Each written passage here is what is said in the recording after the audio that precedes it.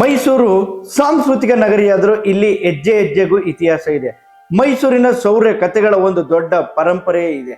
ಅರಮನೆಯಿಂದ ಸ್ವಲ್ಪ ದೂರದಲ್ಲೇ ಇರುವ ಒಂದು ಗ್ರಾಮ ಅಥವಾ ಜನವಸತಿ ಬಡಾವಣೆಯ ವಿಶೇಷ ಅಲ್ಲಿನ ವೀರ ಸೈನಿಕರ ತ್ಯಾಗ ಬಲಿದಾನ ಹೇಳುವ ವೀರಗಲ್ಲುಗಳಿವೆ.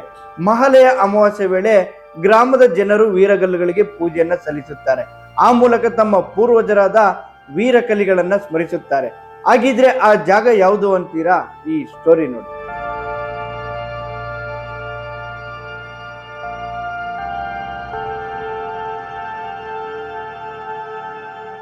ಒಂದರ ಪಕ್ಕದಲ್ಲಿ ಒಂದೊಂದು ವೀರಗಲ್ಲುಗಳು. ವೀರಗಲ್ಲುಗಳನ್ನು ಸ್ಥಾಪನೆ ಮಾಡೋದು ಹುತಾತ್ಮ ವೀರ ಸೇನಾನಿಗಳಿಗೆ ಗೌರವ ಸಲ್ಲಿಸಲು. ಸದ್ಯ ಮೈಸೂರಿನ ವೀರನಗಿರಿಯಲ್ಲಿರುವ ಈ ವೀರಗಲ್ಲುಗಳು ವೀರನಗಿರಿಯ ವೀರ ಯೋಧರ ಕಥೆಗಳನ್ನ ಹೇಳುತ್ತಿವೆ.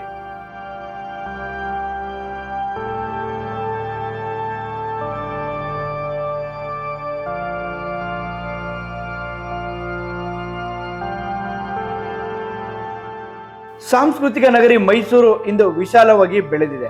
ಈ ಹಿಂದೆ ಮೈಸೂರು ಮಹಾರಾಜರ ಆಳ್ವಿಕೆ ಸಂದರ್ಭದಲ್ಲಿ ಮೈಸೂರಿಗೆ ಬರಲು ಅನೇಕ ದ್ವಾರಗಳು ಇದ್ದವು. ಅದರಲ್ಲಿ ವೀರನಗಿರಿಯ ಹೆಬ್ಬಾಗಿಲು ಕೂಡ ಒಂದು. ಮೈಸೂರಿಗೆ ಯಾರೇ ಬಂದರೂ ಈ ವೀರನಗಿರಿಯ ಮುಖಾಂತರವೇ ಬರಬೇಕಿತ್ತು.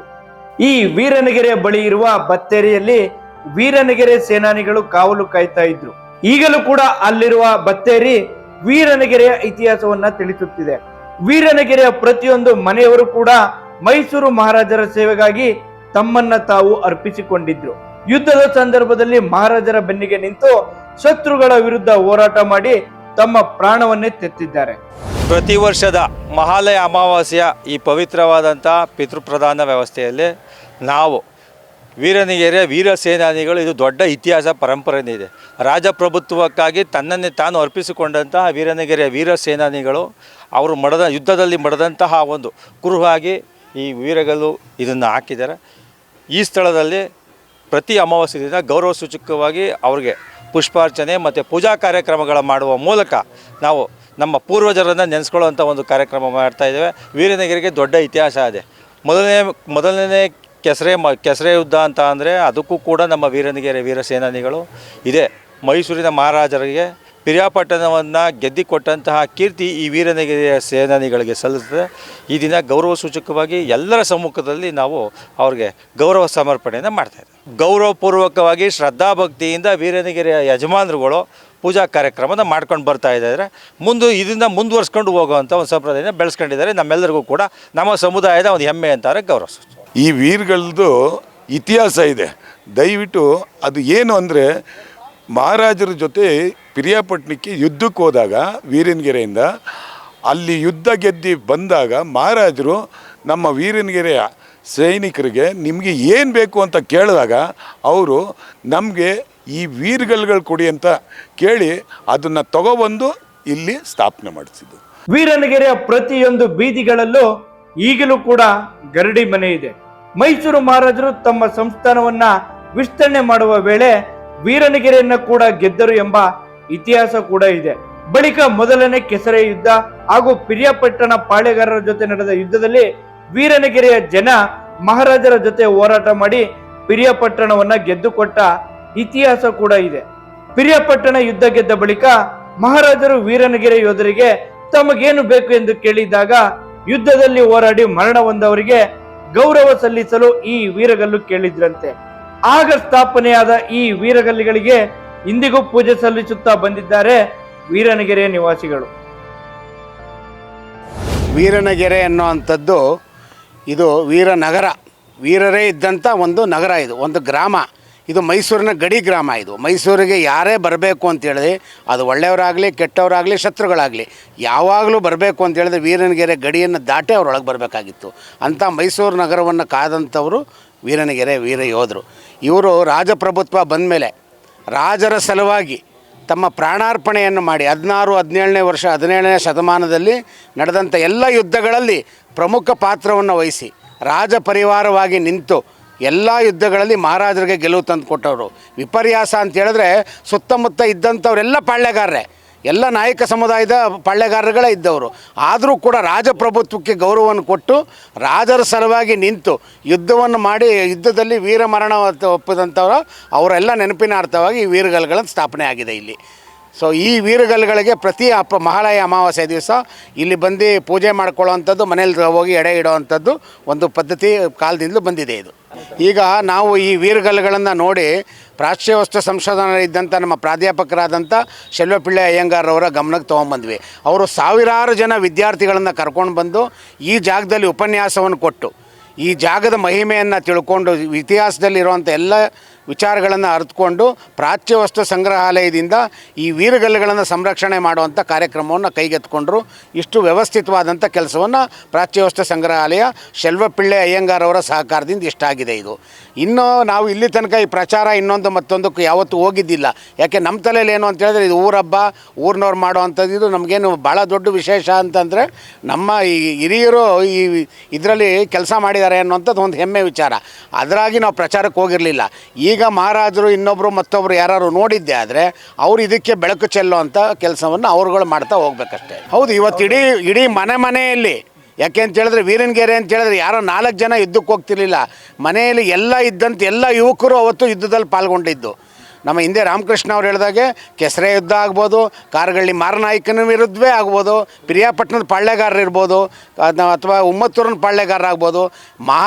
ಮೈಸೂರಿನ ಮಹಾರಾಜರು 500 ವರ್ಷಗಳ ಹಿಂದೆ ಮೈಸೂರಿಗೆ ಎಲ್ಲಿ ಬಂದರು ಇವರು, ಅವತ್ತಿನಿಂದ ಇವತ್ತಿನ ತನಕ ಮೈಸೂರು ಮಹಾರಾಜರ ಪರವಾಗಿ ನಿಂತಿದ್ದಾರೆ. ಅದು ಶ್ರೀರಂಗಪಟ್ಟಣದಲ್ಲೂ ಕೂಡ ಯುದ್ಧದಲ್ಲಿ 4ನೇ ಮೈಸೂರು ಯುದ್ಧದಲ್ಲೂ ಕೂಡ ವೀರ ಯೋಧರು ಕೆಲಸ ಮಾಡಿದ್ದಾರೆ. ಅದರಲ್ಲಿ ಹೆಚ್ಚಿನ ಪಾಲಿದ್ದಂಥದ್ದು ನಾಯಕ ಸಮುದಾಯದವರು. ಆಮೇಲೆ ಕಂಚಿ ತನಕ, ಇಲ್ಲಿ ತನಕ ಅಲ್ಲ ನಡೆದಾರು ಇಲ್ಲಿ ಕಂಚಿ ವರದರಾಜ ಸ್ವಾಮಿದು ಒಂದು ಹೆಸರಲ್ಲಿ ನಮ್ಮಲ್ಲಿ ಛತ್ರ ಅದೆಲ್ಲ ಇದೆ. ಅದಕ್ಕೆ ಪೂರಕವಾಗಿರುವಂಥ ಹಿಂದೆ ನೋಡಿ ಒಂದು ವೀರಗಲ್ಲಲ್ಲಿ ಶಂಕು ಚಕ್ರ ನಾಮ ಇದೆ. ಅಂದರೆ ಇಲ್ಲಿ ಬರೀ ಶೈವ ಸಂಪ್ರದಾಯ ಒಂದೇ ನಾವನ್ನು ಅನುಸರಿಸ್ಕೊಳ್ಳಿಲ್ಲ, ನಾವು ವಿಷ್ಣು ಸಂಪ್ರದಾಯವನ್ನು ಅನುಸರಿಸ್ಕೊಂಡಿದ್ದೀವಿ. ಸೊ ಇದೆಲ್ಲ ಅಳವಡಿಸ್ಕೊಂಡು ನಮ್ಮ ಸೈನಿಕರು ಗಡಿ ದಾಟಿ ರಾಜ್ಯ ದಾಟಿ ತಮಿಳುನಾಡಿನ ತನಕ ಈ ನಾಯಕರು ಇಲ್ಲಿ ಯೋಧರು ಕೆಲಸ ಮಾಡಿದ್ದಾರೆ. ಮೈಸೂರು ಮಹಾರಾಜರ ಸಲುವಾಗಿ ಯುದ್ಧಗಳನ್ನು ಮಾಡಿದ್ದಾರೆ. ಇದರ ಜೊತೆಯಲ್ಲೇ ನವಮಿ ದಿವಸ ಎಲ್ಲಿ ನಮ್ಮ ಇದೆಯಲ್ಲ ಅಂಥದ್ದು ಕುರುಬಾರಳ್ಳಿ ಇದೆಯಲ್ಲ, ಅಲ್ಲೂ ಕೂಡ ನಾವು ಈ ವೀರಗಳಿಗೆ ಪೂಜೆ ಮಾಡುವಂಥ ಕಾರ್ಯಕ್ರಮವನ್ನು ಅಲ್ಲೂ ಕೂಡ ಹಮ್ಮಿಕೊಂಡಿದ್ದೀವಿ. ಅದು ನೋಡಿ, ಯುದ್ಧಗಳು ಅಂತ ಹೇಳಿದ್ರೆ ಯುದ್ಧ ಅಂತ ಹೇಳೋವಂಥದ್ದು ನಾಯಕರ ಒಂದು ಅವಿಭಾಜ್ಯ ಅಂಗ. ಅವರ ರಕ್ತದಲ್ಲೇ ಅದು ಅವ್ರ DNA ಯುದ್ಧ ಅನ್ನೋವಂಥದ್ದು ಬಂದ್ಬಿಟ್ಟಿದೆ. ಹಾಗಾಗಿ ಸಪ್ರೇಟಾಗಿ ಕಲಿಬೇಕಾದ್ದಿಲ್ಲ. ಇವತ್ತು ಗೆರಿಲ್ಲಾ ವಾರ್ಗಳಂತೇಳಿ ಹೇಳ್ತೀವಿ ನಾವು. ಬೇಡರ ಪಡೆ, ವೀರ ಮದಕರಿ ನಾಯಕರು ಹಿಂದಿಂದನೂ ಬೇಡರ ಪಡೆ ಎಲ್ಲ ತುಕಡಿಗಳಲ್ಲೂ ಇತ್ತು. ಅದು ಯಾರ್ದು ಇಂಥದ್ದು ಅಂಥದ್ದಲ್ಲ. ಮುಸ್ಲಿಂ ದೊರೆಗಳು ಏನೆಲ್ಲ ನಡೆಸಿದ್ರು ಅವರಲ್ಲೂ ಬೇಡರ ಪಡೆ ಇತ್ತದು. ಇವತ್ತು ಎಲ್ಲ ಇಡೀ ದೇಶದಲ್ಲಿ ಹೇಳ್ತೀನಿ ನಾನು, ಇಡೀ ದೇಶದಲ್ಲಿ ಎಲ್ಲ ಗಡಿ ದಾಟಿ ಹೋದರೂ ಕೂಡ ಬೇಡರ ಪಡೆ ಇಲ್ಲದೇ, ನಾಯಕರ ಪಡೆ ಇಲ್ಲದೆ ಯುದ್ಧವು ಯಾವುದೂ ಕೂಡ ಒಂದು ಅವ್ರಿಗೆ ಒಂದು ಜಯ ಲಭಿಸ್ತಾನೇ ಇರಲಿಲ್ಲ. ವಿಶೇಷವಾಗಿ ನಮ್ಮ ಮೈಸೂರು ರಾಜ್ಯದಲ್ಲಿ ಮತ್ತು ಅದರಲ್ಲೂ ಎಲ್ಲಿ ತನಕ ಅಂದರೆ ಹೈದರಾಬಾದ್ ಕರ್ನಾಟಕದ ತನಕ ಯುದ್ಧದಲ್ಲಿ ನಾಯಕರ ಪಾತ್ರ ಪ್ರಮುಖವಾಗಿರುತ್ತದು.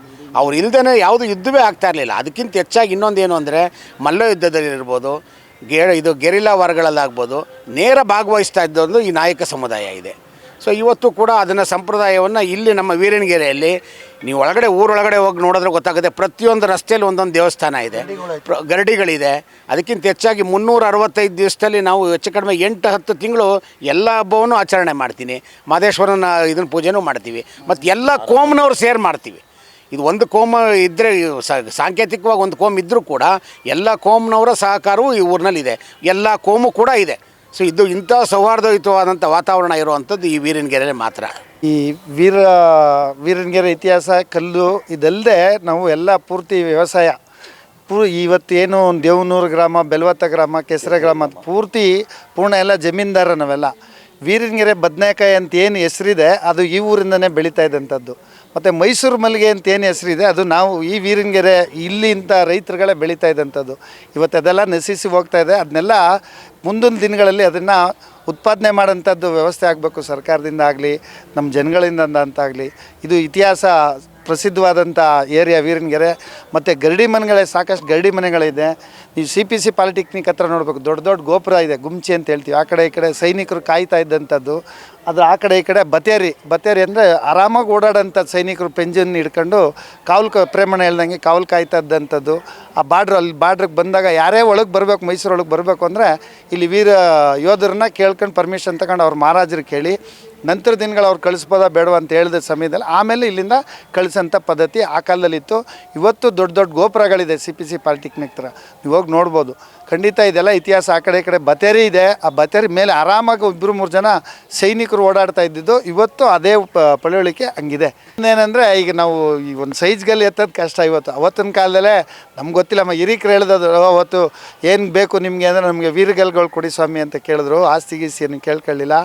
ಆ ಕಲ್ಲ ಒಬ್ಬೊಬ್ಬರೇ ಎತ್ಕೊಬತ್ತಿದ್ದಂಥ ವೀರರು ಇದ್ರಂತೆ. ಮತ್ತು ಇವತ್ತೇನು ಫಿಲಮ್ನಾಸ್ ಚರ್ಚ್ ಇದೆ ಸರ್, ಅವು ಅಲ್ಲಿ ತನಕ ನಮ್ಮ ಏರಿಯಾ ಇತ್ತು. ಮಹಾರಾಜರು ಒಂದೇ ಮಾತು, ವಿದ್ಯಾಸಂಸ್ಥೆ ಮಾಡ್ತಾರೆ ಇಲ್ಲಿ, ಅವ್ರಿಗೆ ಜಾಗ ಬೇಕು ಅಂದರು. ಇಡೀ 3 ಬೀದಿ ಜನಾಂಗ ಎಲ್ಲ ಸೇರಿ ಫಿಲಮ್ನಾಸ್ ಚರ್ಚ್ ಇವತ್ತಾಗಿ ವಿದ್ಯಾಸಂಸ್ಥೆ ಫಸ್ಟ್ ಆಗಿದ್ದು.